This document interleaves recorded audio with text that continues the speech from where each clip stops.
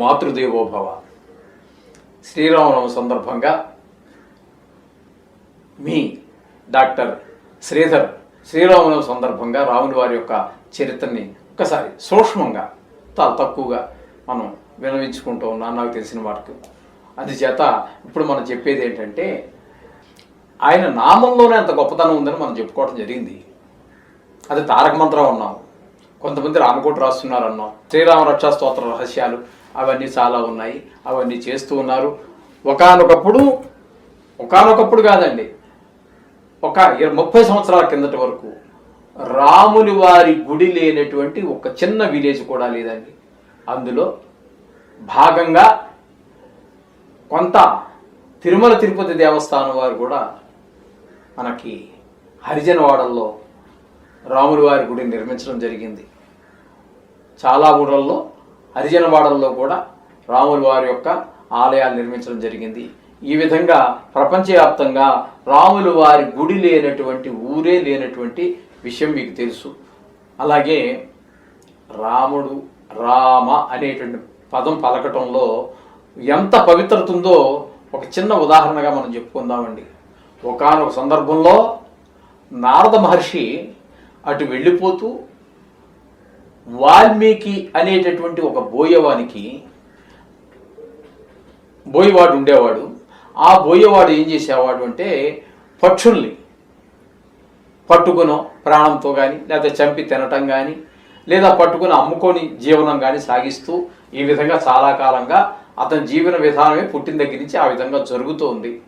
ఒకానొక సందర్భంలో నారదుడు చూశాడు. నారదుడు చూసి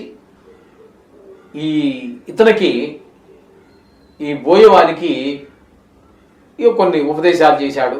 చేసిన సందర్భంలో రామ అనేటటువంటి పదాన్ని సరిగా పలకలేకపోతుంటే మరా అనమన్నాడు.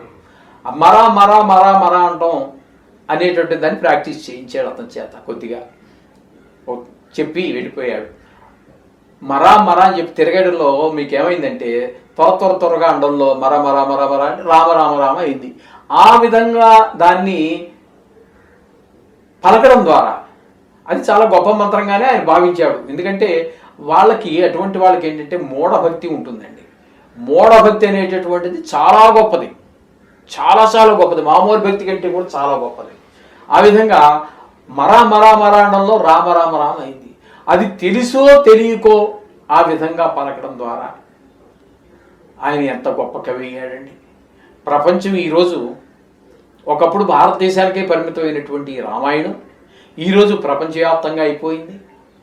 దీన్ని ఎంతో కోట్లాది మంది ప్రతి దేశంలోనూ, మన మతం కానటువంటి దేశాల్లో కూడా అటు రాముణ్ణి కానీ ఇటు కృష్ణుడిని కానీ సమానంగా పూజలు చేస్తున్నారు. కొన్ని దేశాలలో అయితే వాళ్ళ దేవుణ్ణి కాదనుకుని కూడా ఈ యొక్క పద్ధతులు, ఈ వ్యవహారం దీన్ని చూసి ఆకర్షితులై వీళ్ళ యొక్క జీవితం అంతా చదివినటువంటి వాళ్ళై ఈ రామాయణం చదివి ఈ కృష్ణుడి యొక్క భాగవతాలు ఇవన్నీ చదివి ఇందులోకి కూడా చాలామంది కన్వర్ట్ అయ్యారు. చాలామంది దీనికి ఆకర్షితులై ఈ గుళ్ళో వాళ్ళ దేశాల్లో కూడా నిర్మిస్తున్నారు. ఇక్కడి నుంచి పూజారులను తీసుకువెళ్తున్నారు. వాళ్ళందరూ ఈ మతంలోకి మారుతున్నటువంటి పరిస్థితుల్లో మనం కళ్ళు తెరవలసినటువంటి పరిస్థితి ఉంది. ఎందుకంటే ఇతర దేశస్తులు సత్యాన్వేషణ చేసి తెలుసుకొని ఇదే అసలైన యథార్థమని గ్రహించి అటు రామభక్తులుగా ఇటు కృష్ణ భక్తులుగా మారుతూ ఉంటే మనం ఎందుకునో మరి గ్రహించలేకుండా ఉన్నాము. మనలో చాలామంది మతాలు మారటం అనేటటువంటి విషయాలు జరుగుతున్నాయి. అది సత్యవక్క ఉంటే అక్కడ జరగనివ్వండి, తప్పేమి కాదు. కానీ యథార్థం ఏంటనేది మాత్రం గ్రహించండి. అంతేగాని గ్రహించకుండా వాళ్ళు ఏదో చేశారు, లేకపోతే ఏవో ప్రలోభాలకి ఆశపడి మతాలు మార్చుకోవటం ఇవన్నీ కూడా సరైనటువంటి విధానం కాదు. యథార్థం లేకుంటే అక్కడికి వెళ్ళండి, మంచిదే. మంచి చెప్పేవాడు కావాలి, మనకి మంచి జరిగేది కావాలి, మంచి ప్రవర్తనించేటటువంటి మతం కావాలి. ఈ విధంగా ఉండాలి తప్పితే మానవత్వాన్ని ప్రేరేపించేటట్టుగా ఉండాలి. కానీ దుర్మార్గాన్ని ప్రేరేపించేటటువంటిగా ఏది ఉన్నా మనం వెళ్ళక్కర్లేదు. ఏది అన్నీ చదవండి, తప్పేం లేదు, అన్నీ చదవాలి, అన్నీ తెలుసుకోవాలి. తెలిసే కదా తెలిసేది. అది మంచా ఇది మంచా అని తెలియాలి అంటే 2 చదవాలి, 3 చదవాలి, 4 చదవాలి, అన్నీ చదవాలి. అన్నీ చదివినప్పుడే ఏది మంచి ఏది చెడ్డ అనే విషయం మనం బేరీజ్ వేసుకోవడానికి అవకాశం ఏర్పడుతుంది.